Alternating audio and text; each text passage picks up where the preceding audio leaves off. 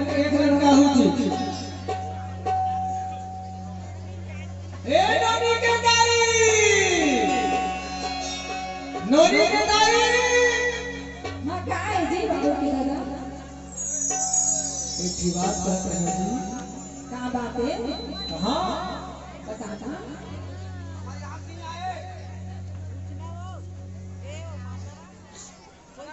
मेला जाबे कहां के मेला ले जाबे अच्छा एक बात बता अभी तक कहां मेला घूमेला बताओ आओ डोंगर कर गए रहे अमरनाथ गए रहे रतनपुर गए रहे चंद्रहासनी गए रहे शिवरी नारायण गए रहे आओ मल्हार गए रहे सबका मेला बताओ ऐसे सब मेला घूम कर रहा हां घूम रहे तबे तो मैं गई था कहां कैसे वहां से कैसे मोर पैसा सिरा का था और यहां तरी पर्स ले है चिकन ले मेला घुमाई छो है जोशी भैया मैं जानता हूं कैसे मोर पैसा सिरा करती साहूकार अरे वो सर बात वो है तो जब लेना एक भोजिला समिति के अध्यक्ष नहीं बनाया चला कैसे और रात दिन वो सरपंच के साथ में जोशी के साथ में साहूकार के साथ में मुंजे के साथ में कई जन के साथ में ये मेला कभी नाम नहीं सुना आनी पानी की कपड़ा लता टिकली ठुंगरी पहन के तो पैसा बर्बाद कर दी तय कर दिया पूछना चाहूँ अरे मैं भर नहीं बनाया भैया एक छत्तीसगढ़ शासन है इमला अक्का पावर देते हैं इकर पावर के मारे हमर छोकरा पीला के टावर हटाउन हो गए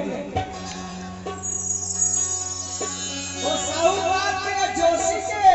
पावर हटाओ तो पूरा जीरो लेवल आ गई टावर 2 दिन में 23 बार फोन आ रहा है बहुत हां लाइव में सुना थे बने अच्छा है बात इकर बिना चाउर नहीं मिला 10 मिला चाहे वो मुट्ठी छाप रहा इकर बिना शक्कर नहीं मिले इकर बिना फोकट में नून देते ना तीनों को नहीं मिला छत्तीसगढ़ शासन हमारे पुरुषोत्तम भाषा के साथ इतना पावर देते हैं